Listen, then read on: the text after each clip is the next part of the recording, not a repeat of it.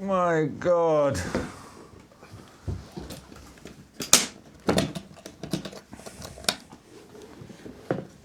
Good Lord. So this is it, is it?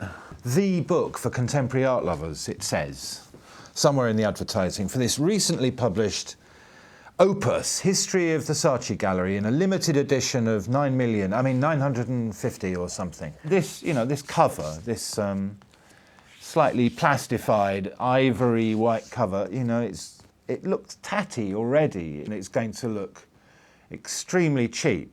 And I'm sure you're going to pass the houses of rich people with skips outside that have been ordered especially for this book to be flung into.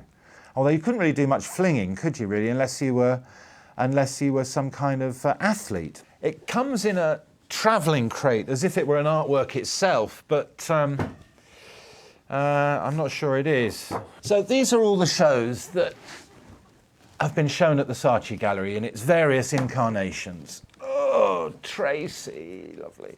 Richard Serra's work, of course, if it fell over in the gallery, could break your leg just through the vibrations in the floor. And I guess so could this book. There are little essays that go with it and these big illustrations. But, you know, actually, for all its size, these photographs aren't that good. Ah, but then you get details like this Cy Twombly. Bit of painted poo over there. Anselm Kiefer. That one's out of focus, for heaven's sake.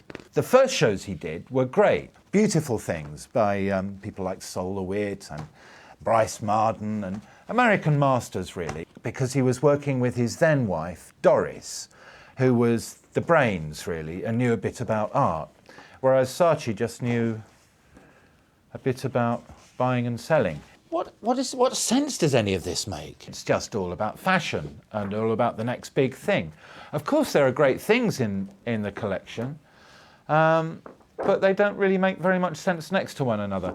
And as an object, this is just, what are you supposed to do with it? I mean, do you have a bookshelf that's specially built for it? Do you keep it in the crate in the middle of the living room?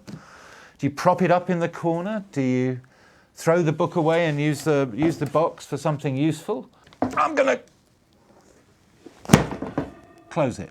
It's not a book to be read, nor is it a book to be thrown with great ferocity against the wall. It's a book to chain yourself to when you want to drown in the Thames, isn't it? It's a book that's not even to be looked at. It's a book to have. What does it tell us in the end? Is he a collector or is he really a dealer? Because works come and go, styles change, art changes, hot young Americans become slightly tepid middle-aged Americans.